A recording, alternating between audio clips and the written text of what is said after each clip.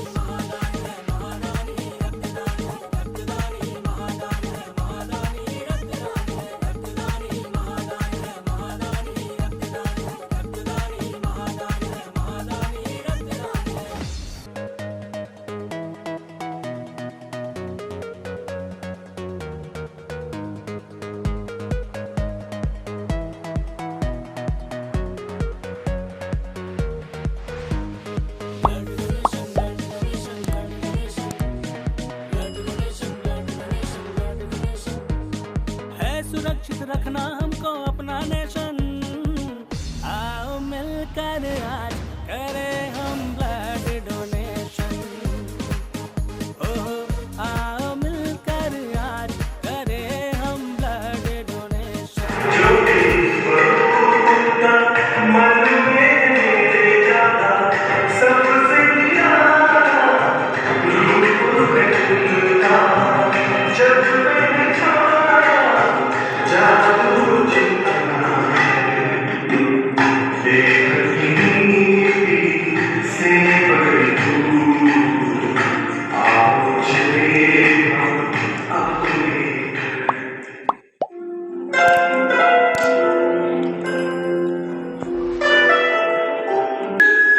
अरे तुम्हें अचानक क्या हुआ?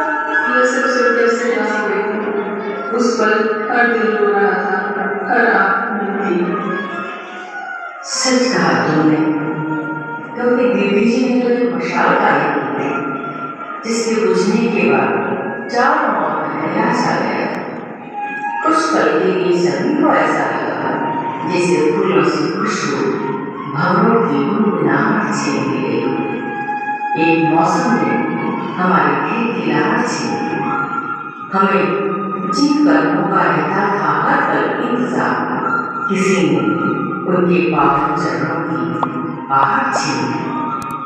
अफसोस करोगे तो आसमान से उतरे वो बेदाग हीरा थे, जो चमक कर वापस अपनी शोध में समा गए। धरती तो उन्हें छू भी नहीं सकती। दीदी जी तो हमसे दूर ही नहीं हुए, मैं तो और ही करीब आ गए। हमारे अंग संग है हमारी दीदी।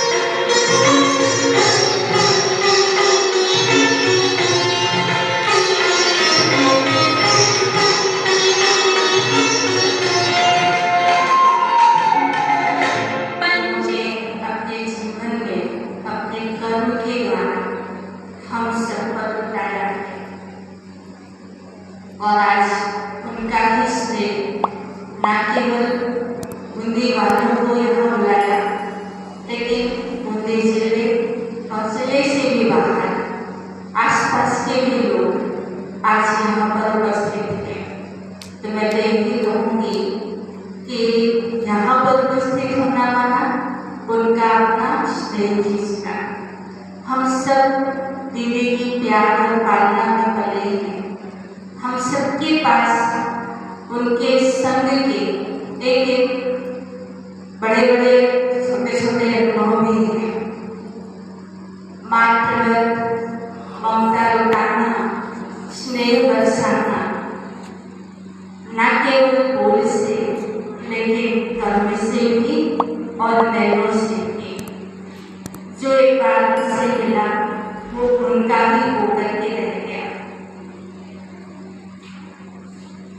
सिद्धांत इतने सहज और सरल उनके जीवन में, इतनी सरलता की मूर्ति कि कोई बड़े व्यक्ति भी आराम से उनसे बात कर सकता था, तो एक छोटा बच्चा भी उनके साथ खेल सकता था। कई बार मैंने नोट किया, हम कई बार सेवाओं में अंदर ही होते थे, बाहर सेंटर से बाहर कई बार कई घंटे हम बाहर नहीं निकल पाते थे, तो अचानक से बच्चे का बाहर निकलना और आधा घंटे के बाद वापस अंदर आना, तो मैं हंसी भी कहती थी कि मुझे लगता है लोग आपका बाहर इंतजार करते हैं, शायद वो सोचते हैं कि बच्चे बाहर निकले और हम आपसे बात करें। तो बोले ये सोच के तो मैं नहीं चाहती, लेकिन हाँ ऐसे ही होता है, बाहर निकलना और 4-6 लोगों का उनके साथ में आकर के खड़े होकर के बातें, ज्ञान का लेन देन, जीवन के अनुभव, उनकी अपनी कार्य करने की शैली, उनकी अपनी कुछ शिक्षाएं लोग आकर के खड़े होकर के उनसे लेते थे। तो ये उनके जीवन की सरलता ही तो है ना, क्योंकि इंसान जितना सरल होता है उससे मिलना और बात करना भी उतना ही सहज होता है। आप सभी जानते हैं कि ब्रह्मा कुमारी जीवन एक बहुत बड़ा आदर्श त्याग में, सेवा में जीवन है। कई लोग उनको बोलते भी थे, दीदी आपका जीवन जो है बड़ा श्रेष्ठ है, तो वो कहते थे जीवन श्रेष्ठ तो नहीं था, लेकिन जब से मैं भगवान की गोद में आई तो जरूर मेरा जीवन श्रेष्ठ बन गया। कई लोग उनको कहते थे आपके जीवन में बड़ा त्याग है, वो कहते थे त्याग नहीं, ये मेरे जीवन का भाग्य है, जो इतना सुंदर भगवान ने मुझे जीवन दिया, मैं अपने आत्माओं की सेवा करके मैं जो दुआएं कमा रही हूँ, यही दुआएं मुझे चला रही है। तो जगह देती थी, सारे माता को प्यार से समझाते थे, दीदी आपको सेवा करनी है, लेकिन नियति को बिल्कुल छोड़। और इस तरह से 2 मई 2021 दीदी ने हम सबसे इस साकार दुनिया से विदाई, शुभ समय अब एक वतन वासी बनी और वतन में अंतरिक्ष में रहकर के हम सबके साथ आप साकार स्वरूप से नहीं, लेकिन आकारी रूप में पीछे से यार उन सबके साथ का हम अनुभव जब तक करते रहते हैं, क्योंकि मुझे याद है जब इस भवन का हमने शुभारंभ किया था तो अंदर थोड़ी सी बेचैनी थी, एक ऐसा था कि इतना बड़ा ये सेवा का प्रोजेक्ट है, कैसे होगा, क्या होगा, लेकिन अंदर में ये भी निश्चय था कि भगवान का कार्य है, कराएगा तो वो निमित्त हम है। और कई बार जब मैं ऐसे बैठ जाती थी तो बच्चे ही आगे बैठे भूल गए काम किसका, बाबा का है, इतना बाबा उनका होता था। और आज जब मेडिटेशन में कभी बैठे तो रोज ही है, लेकिन कभी मन करता है कि चलो आज बच्ची से मैं बात करूं, तो कई बार की बात बच्ची एक बार बच्ची एक बार जैसे कानों में बोली जाती है, ये बाबा का कार्य, भगवान का कार्य है, भगवान का कार्य कभी रुका है न रुकेगा, ये तो संपन्न और संपूर्ण होकर के ही रहेगा, भले समय लगे लेकिन संपन्न जरूर होगा। तो मुझे तो यही अनुभूति होती है कि बच्चे की भले साकार में उनका हमारा हाथ नहीं है, लेकिन सूक्ष्म में हाथ भी है और साथ भी है और उनका सहयोग भी है। तभी हम देखते हैं कि ये कार्य इतने सहज और इतने निश्चित अवस्था से संपन्न हुआ। तो हमारे इसी परम सत्य परम स्नेही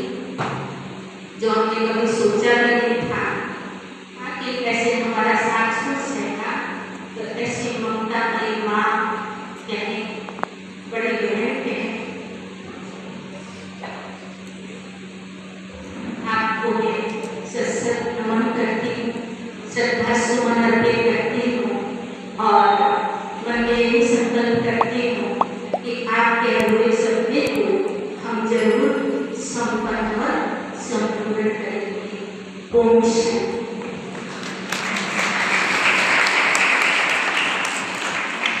बहुत उम्मीद थी यहाँ उपस्थित।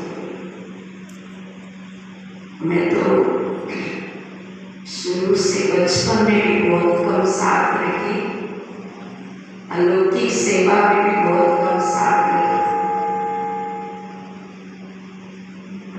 लेकिन जब सब दीदियों से अनुभव सुनते कि दीदी तन से भी स्वस्थ नहीं थे लेकिन मन से सदा स्वस्थ रहते, क्योंकि साकार में भी साथ नहीं थे लेकिन उनसे बातचीत होती रहती। हमें कम से कम 25-26 साल से अलग रहे, लेकिन मुझे कभी भी अपनी बीमारी का वर्णन करके नहीं सुनाया।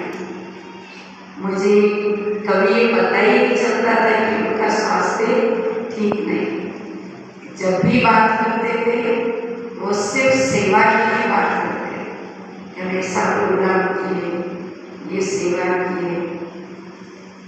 तो ये अलौकिक जीवन जैसे साक्षात सेवा का और उसका प्रत्यक्ष पद आज हम सब देख रहे हैं। जैसे कहते भी न कोई अपने कर्म से ही पहचान बनाते, लेकिन कर्म के साथ साथ उन्होंने अपना जीवन तो श्रेष्ठ बनाया है, लेकिन अनेक आत्माओं का भी जीवन श्रेष्ठ बनाने की ये अलौकिक सेवा है। ऐसे हमारी मीठी दीदी को बहुत दिल से, दिल की गहराइयों से श्रद्धा सुमन अर्पित करती है। और ये जो 3 साल का जो समय गुजरा, मुझे लगता है भवन का भी लगभग 3.25 साल हो गया, क्योंकि 16 जनवरी से इसका शुभारंभ हुआ था। तो जब इस भवन की नींव रखी गई तो हमारे दीदियाँ, सभी हमारी दीदियाँ साथ में थे और हमारे आदरणीय रमेश भाई थे, माउंट आबू ने वहाँ से पढ़ाया, आप सब पहले थे और सबने इस भवन की नींव रखी। दीदी के हाथों के द्वारा इस भवन की नींव रखी गई और जब इसका DPC लेवल आया तब दीदी ने शरीर छोड़ दिया। तो क्योंकि यहाँ बाबा की इस भवन की जो सेवा है वो बाबा ने मेरे को यहाँ रखा सेवा के लिए। तो बड़े दीदी तो हमेशा मुझे हर चीज़ के लिए बोलते थे, सब कार्य हो जाएगा बाबा। तो दीदी को मैं कहता था, दीदी मैं तो अकेला ही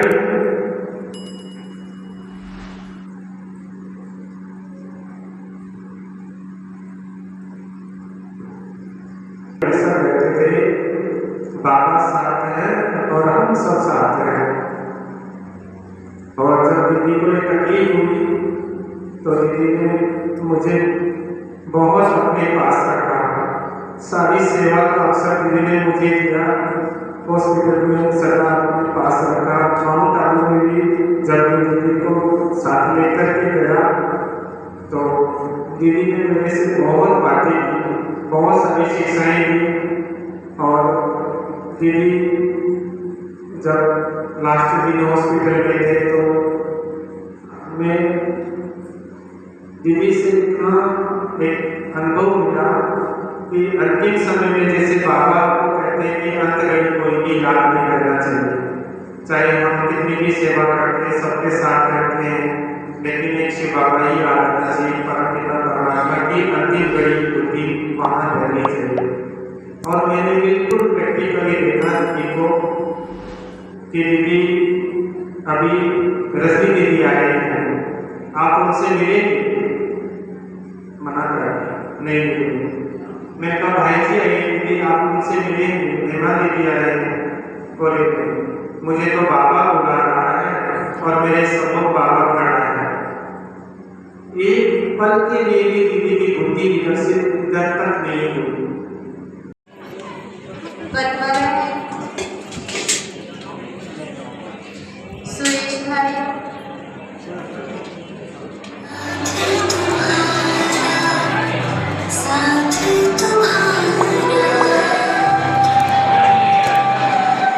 तो इसी तरह नई नई अपडेट्स व जानकारी जानने के लिए देखते रहिए हमारे साथ दर्शन न्यूज, जो है आप सबका अपना विश्वास। व चैनल को लाइक, शेयर व सब्सक्राइब करना ना भूलें।